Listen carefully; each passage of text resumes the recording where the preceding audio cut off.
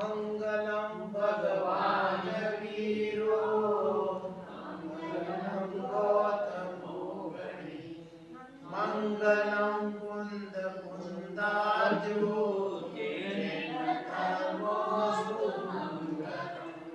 सर्वमांगल्य मांगल्यम सर्वकल्याणकार्यक्रम प्रदानं सर्वधर्माणां येनं जयतु शासनं जैनं जयतु शासनं नमः श्री वर्धमानाय निर्धूताकलिलात्मने सालोकानां त्रिलोकानां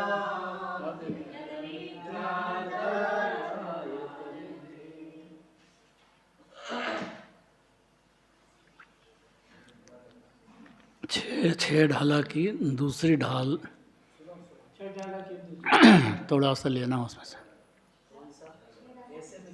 दूसरी, हाँ दूसरी ढाल शुरू।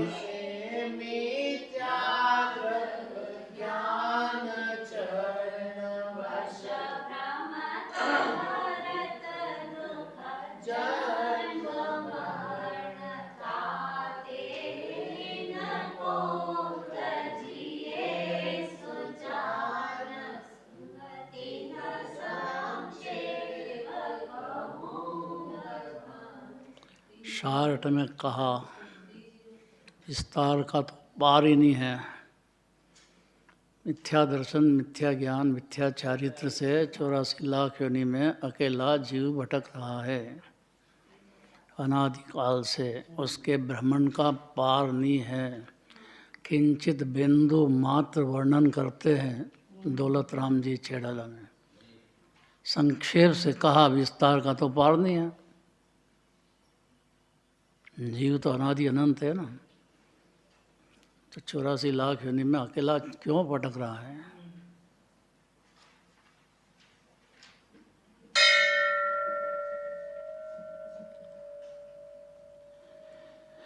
बीमारी बड़ी हो लेकिन इलाज बहुत छोटा सा होता है। कितनी बड़ी बीमारी हो, सही इलाज हो तो तत्काल ठीक भी होता है। क्या कहा? इलाज सही होना चाहिए। तो अनंत जन्म मरण के चक्र में चलता हुआ जीव, सही डॉक्टर वैद्य तो अनंत भगवान है जगत में। दिव्य धनी 12 सभा कैसी सुनती है। मुनिराज गंधर्व देव अनंत भगवान की सेवा में खड़े हैं, खड़े रह के जिनवाणी सुनते हैं। गजब है। गंधर्व देव उसी जन्म मोक्ष जाने वाले, उनको पता है कि इसी जन्म मोक्ष जाएंगे, और तो ध्यान से जिनवाणी क्यों सुनते हैं? राजकुमार, अब गंधर्व देव को क्या अब गरज पड़ी है? आत्मा नहीं जानते हैं क्या? आत्मा में लीन नहीं हो रहे हैं? अब और क्या सुनना बाकी रह गया? कि बहुत बाकी रह गया।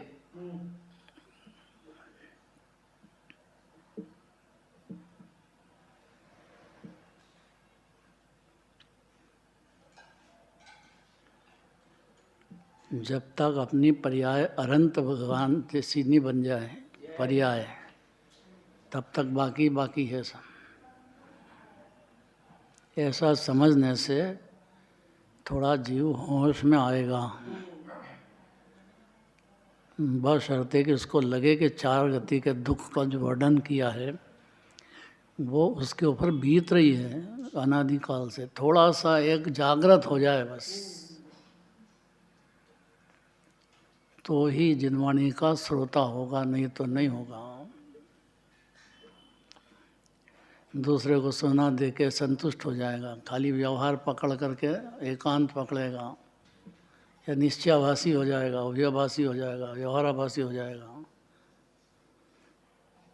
बहुत भटकने के रास्ते बहुत हैं जीव के लिए, क्योंकि उल्टा बहुत है ना, तो उल्टा मिथ्या ज्ञान भी बहुत पावरफुल है, उसकी भी महिमा अपरंपार है, और सम्यक ज्ञान की भी महिमा अपरंपार है। तो ही है जगत में। संक्षेप से क्यों कहा?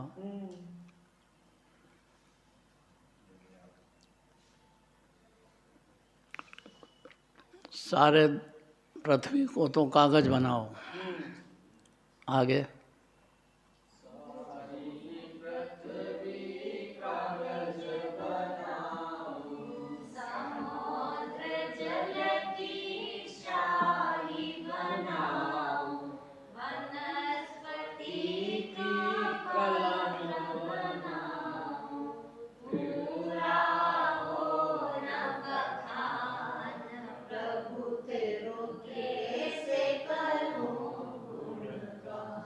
अनंत भगवान के गुणों का वर्णन। सारी पृथ्वी को कागज बना दो और वनस्पति जितनी उसकी शाही बनाओ, और उनके कलम शाही, हाँ कलम बनाओ, तो उनका वर्णन कर सकते हैं? नहीं हो सकते। गंधर्व देव नहीं कर सकते हैं।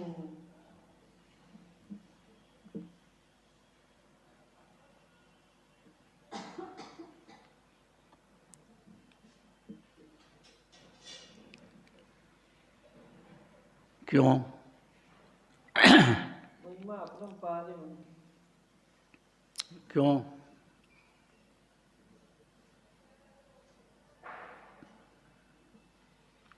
काय के लिए करते हैं? क्यों अपरंपार महिमा है?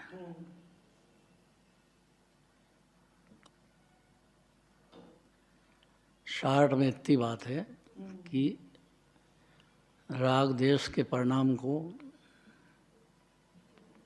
जीव ने सोच समझ लिया है। उसको मजा आता है राग करने में और द्वेष करने में।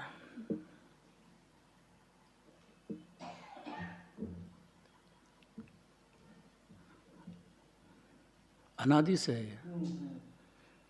अभी राग के विरुद्ध या देश के विरुद्ध कह दो तो नाराज हो जाए उससे, एकदम समझे कि यह जैन धर्म की बातें नहीं है। कहाँ की बातें हैं? ये तो जैन धर्म में तो व्रत करो, तब करो, पूजा करो। अंदर ही अंदर सुहाती नहीं है जीव को बात।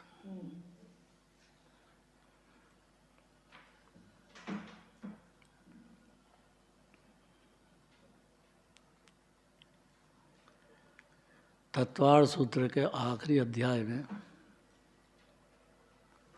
10वें अध्याय में मोक्ष तत्व का वर्णन करते हैं। आखिरी में लिया ठेठ, कल चलेगा। दृष्टांत दिए हैं बहुत सारे, मोक्ष कैसा होता है। लोक के अग्रभाग में तिष्ठते हैं, सिद्ध दशा, अनंत दशा भी एक ही बात है। अनंत भगवान के संयोग में शरीर है, इसलिए सरल पड़ती है बात। सिद्ध भगवान के शरीर ही नहीं है, तो अस्तित्व ही मंजूर करना बहुत कठिन बात है। जाते काहे के लिए अपन समय शिखर, गिरनार, चंपापुर, पावापुर काहे के लिए जाते हैं? राजकुमार काहे के लिए जाते हैं? इतनी मेहनत करो, पैदल पैदल जाओ, भूखे प्यासे, वहाँ जरा सा भी अशुद्धता नहीं होना, एक एक कण पूज्य होता है।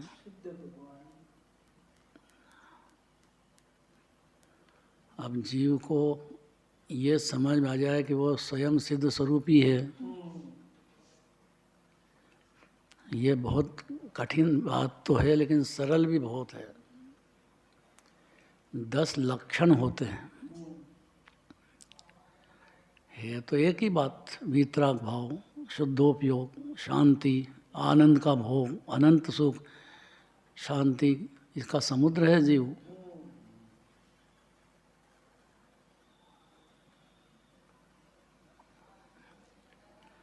तो जैसे जीव की श्रद्धा में आत्मा अपना अनादि अनंत है, ऐसा अनुभूति पूर्वक आ जाता है, तो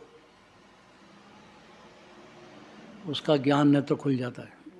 मिथ्या ज्ञान की जगह सम्यक ज्ञान हो जाता है, और सम्यक ज्ञान और केवल ज्ञान में कोई अंतर नहीं है। ये बात बहुत कठिन है। पशु को सम्यक ज्ञान हो, नारकी को हो, और केवल ज्ञानी का केवल ज्ञान हो, कोई अंतर नहीं है। ये बहुत कठिन बात है समझने में। क्यों अंतर नहीं है?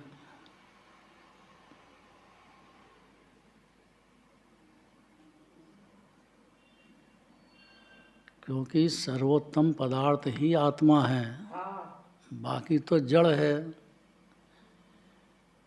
धर्म अधर्म आकाश काल, उसमें ज्ञान ही नहीं है, और जिसमें ज्ञान ही नहीं उसको दुख भी नहीं होता है और सुख भी नहीं होता है।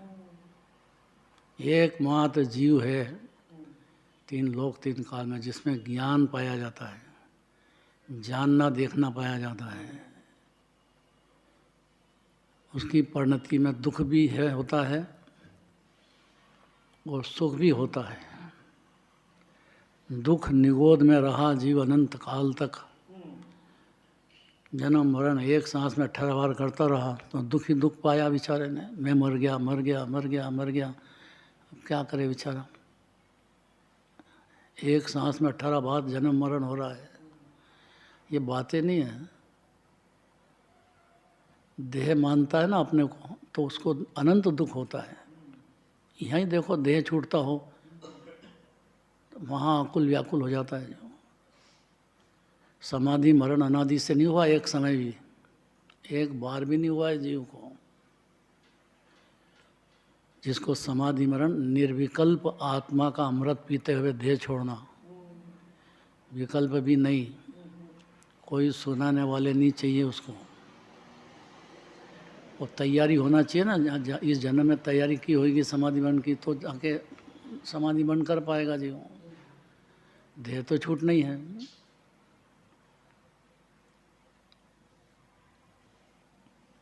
निर्भयता से देह छूटे, वो सम्यक दर्शन होते से ही गारंटी है इसकी। ये हुई श्रद्धा की बात। चारित्र की पर्याय में अलग अलग पोजीशन है हर जीव की स्वतंत्रता से।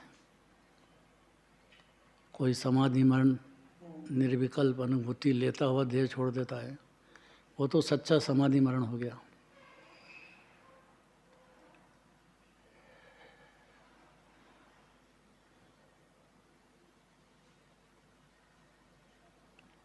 एक बार मोक्ष का लक्ष्य बन गया तो सम्यक दृष्टि हो गया।